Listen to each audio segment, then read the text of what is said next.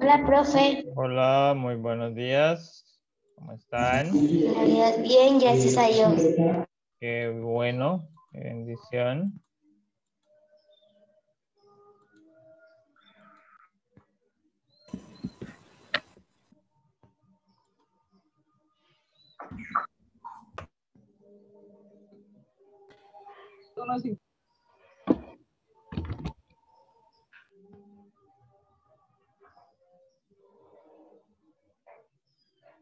Casi me atropello con la pared acá en el coche.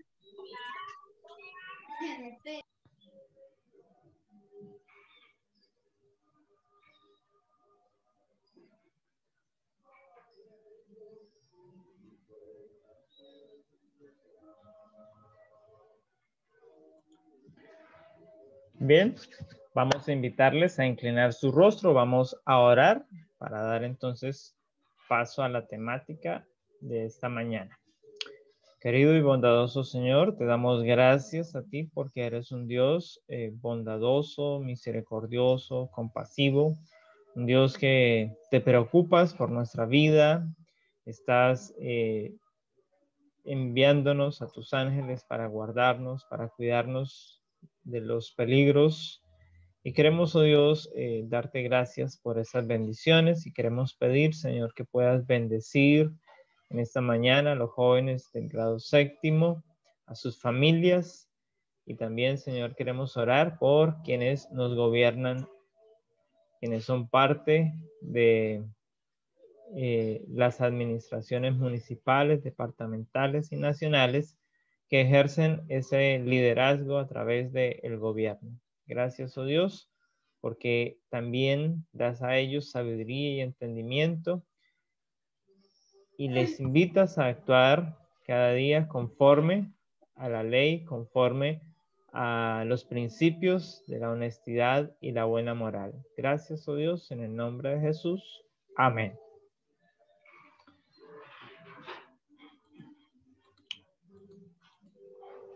Muy bien, vamos a llamar a lista. Por favor, contestan. Agudelo López. Presente, profe. Aguilar Maigua. Presente, profe. Ardila Garavito.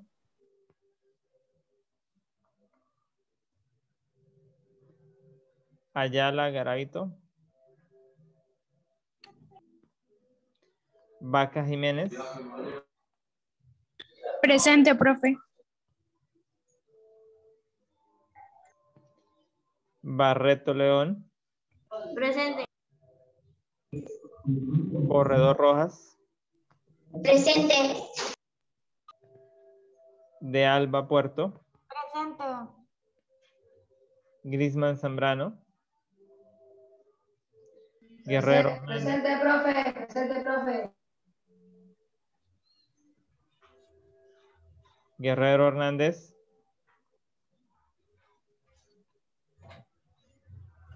Inestrosa Contreras. Presente.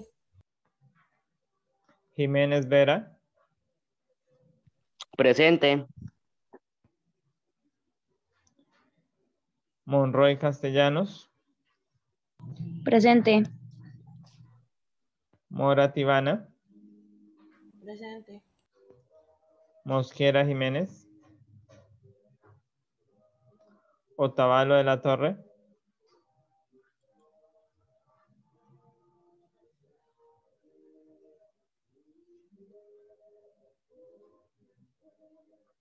Otavalo Maigua. Parra Quitián. Presente, profe. Presente, profe.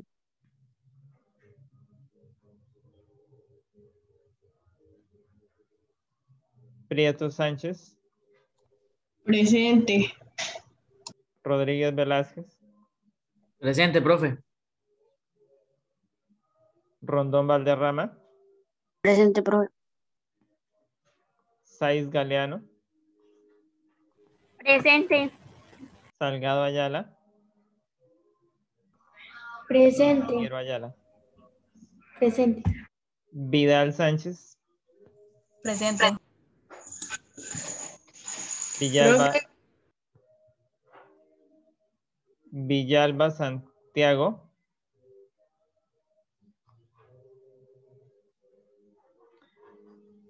Villamizar Peña. Jiménez Riaño. Presente. Jiménez Cepeda.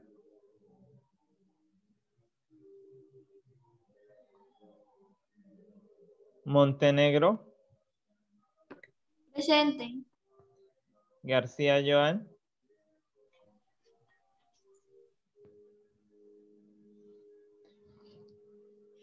De los que no estaban, cuando pasamos por su nombre, apellido.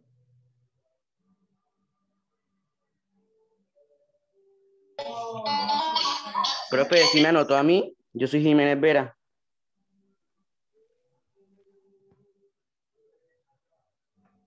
Sí.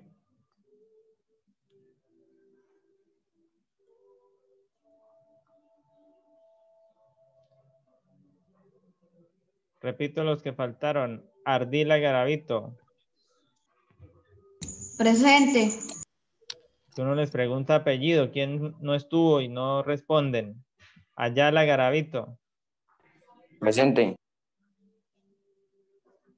Mosquera Jiménez. Presente. Otavalo Jeremy. Villalba Santiago.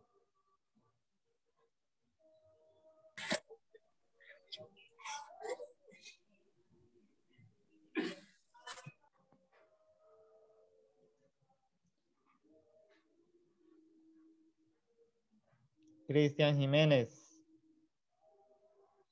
Villamizar Peña. Joan.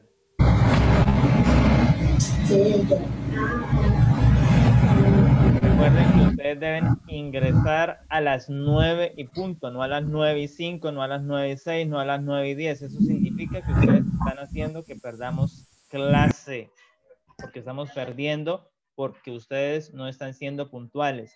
Tienen 20 minutos, digamos que el profesor anterior se pasó 5 minutos, entonces les quedan 15 minutos para ir al baño, para regresar nuevamente y conectarse a la hora precisa. Algunos de ustedes están cogiendo la mala costumbre, la mala maña de conectarse tarde. Así que corrijan esos aspectos. Uno entiende que pueda que le falle el internet a 1, pero no a 10. Eso ya no es compatible con la realidad. A 10 no les va a fallar el internet el mismo día.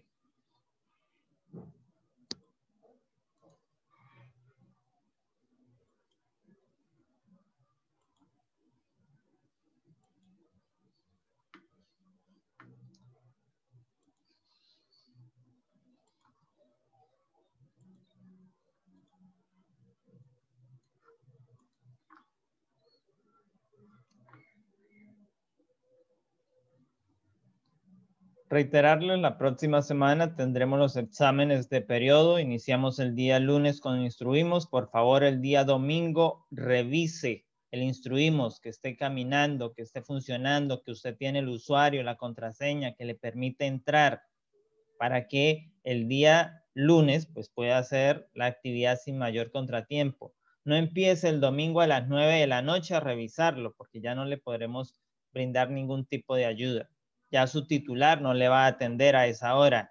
Y el lunes usted va a estar estresado, va a estresar al titular, me va a estresar a mí, porque va a querer solucionar su problema como si fuera el único en la tierra, pero tendrá que llenarse de paciencia, porque el lunes otros, al igual que usted, estarán dejando para última hora revisar si funcionaba, si no funcionaba, Instruimos. Entonces, por favor, revise durante el fin de semana que esto esté funcionando, que esto esté trabajando para evitar el mayor número de complicaciones. Ahora, a partir del día martes, de acuerdo a un horario que se va a publicar, Entonces ustedes van a presentar los diferentes exámenes de las materias. Incluye todos los temas que hemos abordado. En el caso de sociales, también ya tenemos activado la autoevaluación. Les recalco claramente las instrucciones de esta dice ser honesto, ser honesta. Es decir, usted no se va a poner 100 así a la ligera. Usted tiene que leer cada uno de los 25 enunciados que hay allí y ser honesto, ser honesta.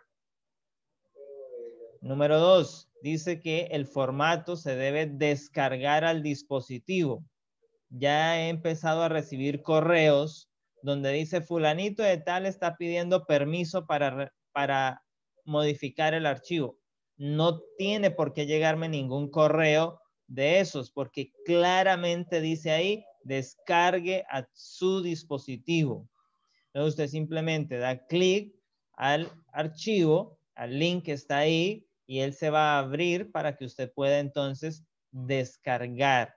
Luego dice que cada docente tendrá la facultad de vetar su autoevaluación. Es decir, si usted finalmente se puso 100, 100, 100, 100 para que le diera 100, pues nosotros como docentes conocemos si ustedes hicieron los trabajos, si ustedes fueron puntuales, si ustedes realmente están entrando a la hora que debían entrar, porque llevamos un registro controlado. Eso nos va a permitir entonces tener los argumentos para vetarle a usted la calificación y ingresaremos a colocar la calificación que nosotros consideramos. Entonces, aquí, para que se evite eso, entonces usted sea consciente, hágalo a conciencia, lea cada numeral, dónde se descarga, ahí, usted mira los iconos, pasa por encima de cada uno y ahí le va diciendo qué hacer.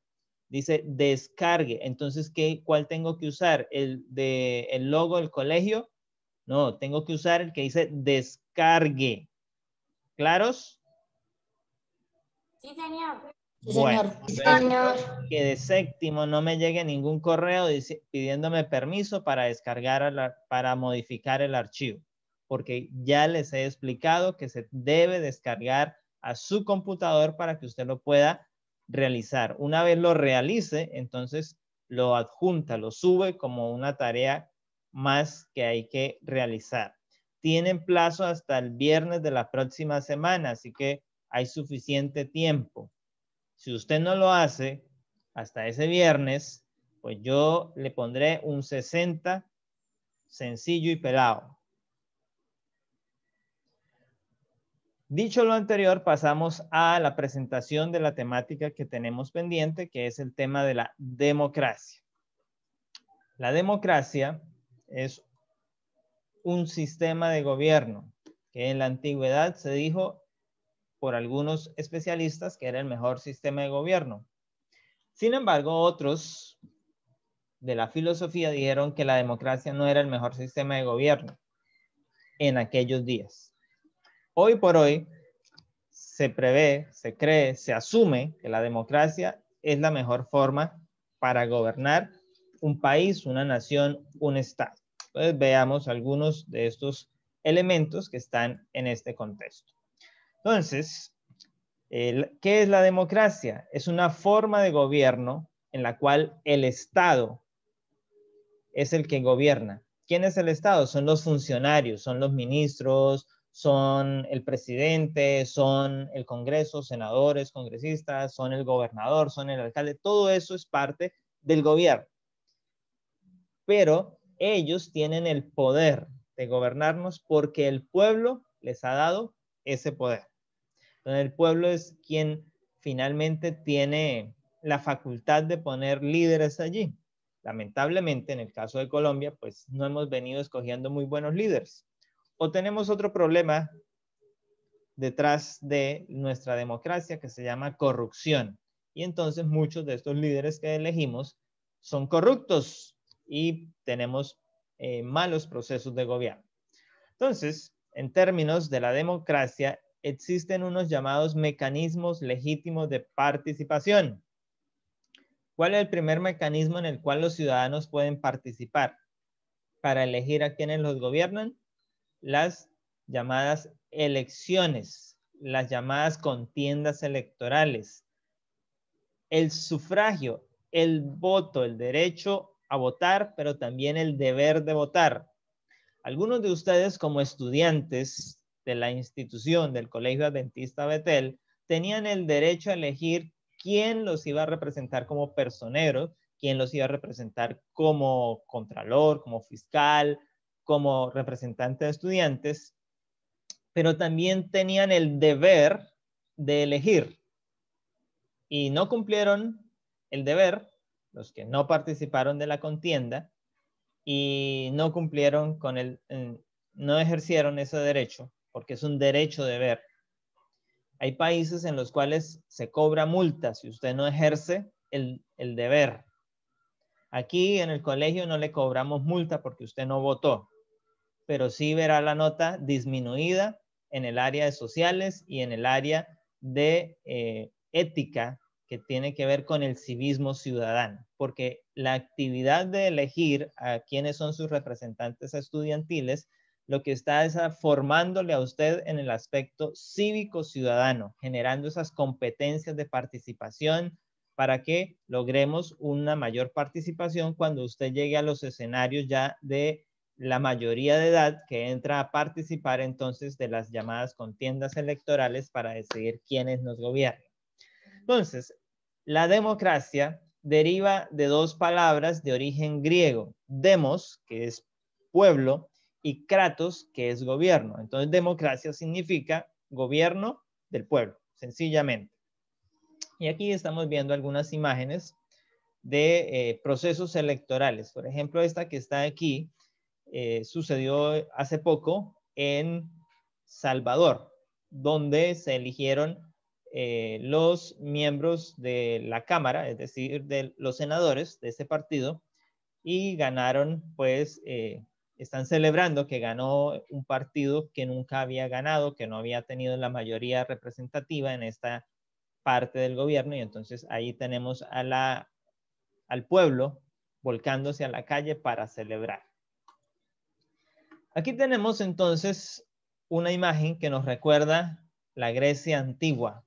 Y justamente es en la Grecia antigua donde por allá alrededor del siglo VII antes de Cristo, o sea, estamos hablando del año 800, perdón, del año 500 antes de Cristo, siglo VI, uno más, del siglo VII, el año 600 antes de Cristo, siglo IV, año 300 antes de Cristo. Estamos hablando de muchos años antes de que Jesús viviera. Ya en Grecia habían las famosas polis, es decir, las ciudades-estado, y una ciudad-estado tenía un gobierno que la gobernaba, una asamblea. Esa era la forma de la democracia en Grecia, las asambleas. Las asambleas se reúnen, están integradas por unos ciudadanos que eran considerados libres, es decir, que tenían derechos y podían ejercer entonces las decisiones públicas sobre todos los demás ciudadanos. Entonces, allí estaba. En resumen, así podemos decir que la democracia proviene entonces desde los griegos. Son los griegos, aquí tenemos en la palabra original en griego, demókratos. Lo que significa, entonces ya decíamos anteriormente, los dos términos, democracia del pueblo o gobierno del pueblo, y que inició justamente con un señor llamado Pericles, que era parte de esa asamblea, y Pericles puso unas reformas que empiezan a dar origen entonces a esa democracia en Atenas, la ciudad, en la polis de Atenas, que luego empieza a expandirse esas ideas por el resto de lo que era entonces Grecia. Las demás polis se ven afectadas. Este sistema de gobierno, entonces, genera unos procesos que le permiten a los ciudadanos ponerse de acuerdo, generar unos consensos para ejecutar las acciones, para solucionar los problemas que tenía la polis, para solucionar los conflictos que habían entre los ciudadanos y para emitir entonces algunos procesos que se efectuarían para relacionarse con las otras polis. De esa manera, entonces, la democracia es un legado de los griegos a nuestra cultura actual. No es el único, pero es uno de esos legados que desde los tiempos de Grecia ha llegado hasta nuestros días para influir la sociedad actual. Entonces, se nos dice que para alrededor del año 549 antes de Cristo existía una anarquía o había un inminente desarrollo de la anarquía en Atenas. ¿Y qué es la anarquía? Es el gobierno de una persona, no solo de una persona, sino de que todo el mundo gobierna y todo el mundo hace lo que quiere, como quiere, donde quiere, y el más fuerte termina imponiéndose. O sea, hay varios riesgos allí. Entonces, en ese contexto, se eligió a un señor llamado Solón. Y Solón, entonces, estructuró un gobierno que dio paso dejó atrás la forma que venía hasta ese momento, que era la república, y dio paso entonces a los llamados jefes arcontes. Los arcontes se elegían y se cambiaban cada año. Y de esa manera entonces si había uno que era malo, no se perduraba en el gobierno y su efecto tampoco. Pero si era un buen arconte, un buen gobernante, pues también había el problema que no iba a durar más. Así que entonces estaban allí. Así que otro señor, Clístenes, que también había sido nombrado dentro de la asamblea a participar, entonces dieron otras reformas junto con las de Solón y entonces se implantan la famosa tiranía de Pisatrástidas, una tiranía que dio paso a la democracia, justamente porque fue tan rigurosa que entonces el pueblo dijo, no, definitivamente de esta manera no puede seguir, vamos a cambiar, vamos a modificar las reglas del juego de quienes nos gobiernan y entonces de esa manera se dio paso a la democracia. Por eso se considera que Solón es el padre de la democracia. Tenga eso presente porque eso sale en los exámenes. La democracia, el gobierno del pueblo ateniense, entonces está forjada en la asamblea. La asamblea generalmente se reunía en el foro griego, o también conocido como teatro, el escenario, no la actividad, para realizar esa reunión y participaban todas los mayores, los varones, no las mujeres, tengan en cuenta. Los varones eran los que participaban, que tenían mayores de 18 años, podían asistir a la asamblea y podían tomar parte en la votación. ¿Qué hacían allí? Entonces nombraban a los arcontes, a los líderes de la tribu, y eran 10 líderes que se nombraban para formar entonces los estrategas, que serían quienes cumplirían la función, hoy podríamos decir, de los ministros o de los llamados cónsules que representan al pueblo. Esa era la función que tenía quienes eran elegidos por la asamblea para liderar. Entonces, básicamente tenemos 4 griegos que lograron influir de esta manera. El primero de ellos fue Dracon, en el siglo VII antes de Cristo, que puso las primeras condiciones para el inicio de la llamada democracia. Y tenemos a Solón, que como dijimos es considerado el padre de la democracia porque empezó a colocar entonces unas reformas y dio paso a la asamblea popular, a que el pueblo sea el que elija. Y luego, recuerden que la democracia, la base es esa, el pueblo es el que elige. Entonces, siempre que haya eso, habrá un tipo de democracia. Clístenes, entonces, coloca otros aplicativos, le da otras reformas, constituye algunos organismos, hace las llamadas magistraturas, es decir, unos que están especializados. Luego está Pericles, como veíamos, entonces participa de este proceso, organizando los arcontes. es decir, los que hoy llamaríamos cónsules o ministros. Allí está. Y generalmente entonces tendríamos 4 organizaciones dentro del gobierno de Atenas. La eclesía, es decir, la asamblea reunida, todos los varones mayores de 18 años formaban esta. Y estaba la buble, que eran 500 ciudadanos, no más, que elaboraban las leyes. Estaban los tribunales populares, que eran alrededor de 6.000 ciudadanos, que eran elegidos por sorteo. Y estaban los magistrados, que eran elegidos por un año, que finalmente son conocidos entonces como los llamados arcontes. Luego tenemos que hablar de la democracia romana. La democracia romana, entonces, recuerden que Roma llega, una vez ha estado Grecia, y toma mucho de los elementos de Grecia. Así que lo que hace es modificarlos y entonces establece el orden republicano.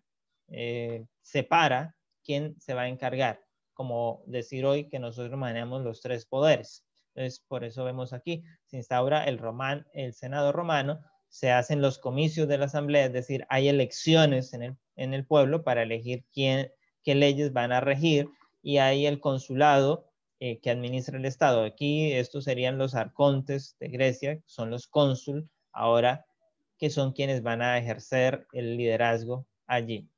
Y tenemos entonces que habían derechos, los plebeyos tenían derechos, tenían oportunidades a participar, a tomar parte en la administración de la justicia, en ser parte de estos procesos.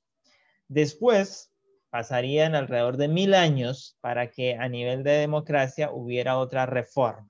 Y es lo que ocurre justamente con las revoluciones liberales, que dan paso a la llamada famosa Revolución Francesa y la Declaración de los Derechos del Hombre o Derechos del Ciudadano. Entonces ya hablamos de la época contemporánea, donde ocurren una cantidad de eventos que dan paso al cambio. ¿Por qué? Porque durante esos 1000 años la iglesia había predominado y había ejercido el control de gobernar mediante la monarquía, nombrando a los reyes, nombrando a los clérigos, a los miembros de los juzgados, que también eran liderados o bien por la corte del gobierno o bien por la corte eclesiástica. De esa manera, entonces, así.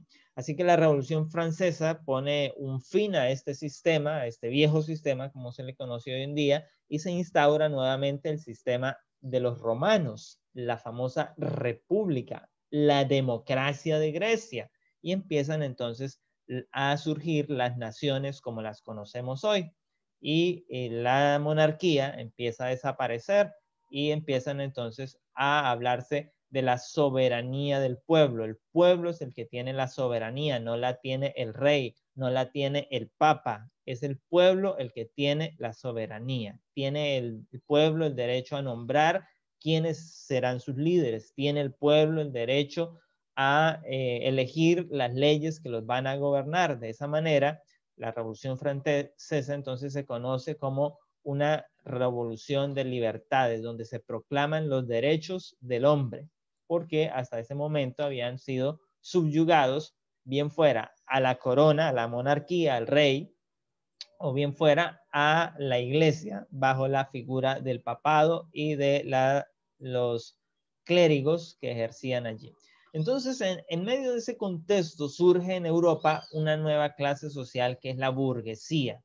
Y estos, entonces, estimulan, patrocinan el desarrollo de la democracia ateniense en la cultura moderna, y justamente pues ellos se oponen a los privilegios que tienen los monarcas, que tienen los nobles, y de esa manera entonces dan paso bajo una revolución al cambio para que se adopten unos principios del pensamiento liberal en el desarrollo. Entonces tenemos 3 épocas totalmente diferentes: la antigua Grecia, el Senado romano, y hoy podríamos decir, para el caso de Colombia, tenemos entonces la plenaria del Senado. Sería como la figura así demócrata, o las figuras de democracia a lo largo del tiempo hasta nuestros días, nuestra realidad, nuestro contexto.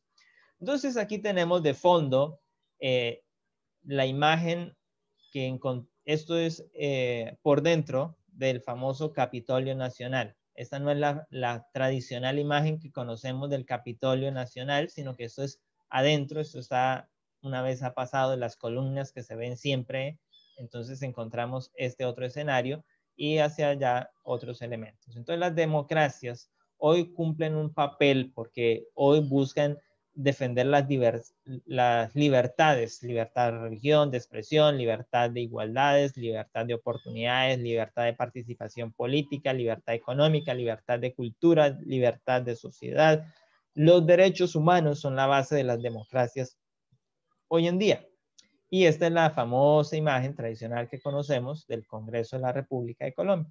Entonces, las democracias realizan con regularidad elecciones libres y equitativas. ¿Qué son libres? Que nadie está obligado o nadie está coaccionado para ejercer ese libre derecho, sino que se fija una fecha, el 25 de tal mes vamos a convocar a las urnas para elegir al presidente, para elegir al gobernador, para elegir al alcalde, para elegir a los senadores, representantes, ediles de la asamblea departamental, concejales. Bueno, eso ocurre. De hecho, en este marco, justamente en estos días, hay un debate político en Colombia, porque algunos han puesto en el escenario de la disputa política en viras a la contienda de elección presidencial 2022, que se prolongue el periodo de Duque por 2 años más. Y ese es el debate que hay en estos días a nivel de democracia en Colombia. Pero existen diferentes tipos de democracia. Hay varios que se ejercen y un país no tiene que tener estrictamente solo ese tipo de democracia, sino que hay varios que se podrían combinar. Entonces tenemos la democracia directa. ¿Cuál es la característica de esta? Es donde el pueblo elige directamente quién. Entonces puede ocurrir a nivel nacional, local, de barrio o en el salón de clase. Generalmente ocurre cuando preguntan algo y cada uno levanta la mano. Ahí hacemos democracia directa. Colombia, por lo general, se clasifica en esta otra democracia, una democracia representativa, es decir, el pueblo elige a un representante que va a estar en el gobierno y que va a representar al pueblo. Ese representante se llama entonces senador o representante a la Cámara y que es parte del Congreso, entonces nos representan. Elegimos también al presidente que representa al pueblo, elegimos al gobernador que representa al pueblo, elegimos al alcalde que representa al pueblo, pero algunos de estos funcionarios pues a veces no actúan bien y en vez de representarnos son lo contrario, actúan en contra del pueblo. Entonces no debe ocurrir eso en la democracia. Existen las democracias mixtas, entonces donde se involucran la democracia directa y la democracia representativa, es decir, para algunos casos se hace directamente, pero para otros asuntos se trabaja con los representantes, con los delegados, con los elegidos por el pueblo para ocasionar, ya que todo el mundo no, pues hay mucha población, somos muchos colombianos, no todos nos podemos reunir para tomar decisiones, sino que entonces se hace a través de estos que nos representan. Por eso es importante elegir quiénes nos representan. En el caso de ustedes estudiantes, tenían esa oportunidad el pasado 9, algunos lo hicieron, felicitaciones, otros no lo hicieron, así que deben pensar en hacerlo en futuros casos, oportunidades, los futuros años que vienen. Luego tenemos la llamada democracia parcial. En este entonces hay unos sistemas donde el pueblo elige a quienes les gobiernan, sin embargo estos no tienen el control todas las actividades del gobierno, porque solo se les señalan unas acciones a seguir. Entonces, por eso se llaman democracias parciales. Y está la democracia constitucional, son aquellas que están fundadas en una constitución establecidas mediante el marco del famoso Estado de Derecho. En el fondo vemos el Capitolio de los Estados Unidos, que es como la democracia constitucional más antigua que hay en el mundo. No es la única, pero sí es una de las más antiguas, ya que inclusive nació antes que la famosa Revolución Francesa, ya que la Revolución Francesa se dio en 1789 y a partir de allí nacen las democracias europeas y después las latinoamericanas, pero Estados Unidos nació en 1776, por lo tanto, antecede. Pero a finales del año pasado, las elecciones de noviembre, de la elección del presidente, veíamos cómo se puso en riesgo esta democracia y se decía que se podría estar poniendo fin a la democracia más antigua que conocíamos en nuestra época. Ahora también hay que hablar de la democracia cristiana. La democracia cristiana, entonces, es una democracia en la cual se toma como bandera las ideologías o los principios del cristianismo.